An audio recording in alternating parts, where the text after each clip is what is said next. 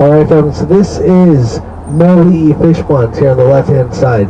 Separated from the rest of Coney Bay. Coney Bay makes up 15,000 acres and is home to one of the largest hammerhead shark breeding grounds.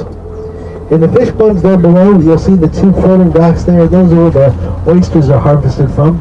The pond itself is actually made of brackish water, which is a combination of ocean water and fresh water. And the oysters act like natural filters.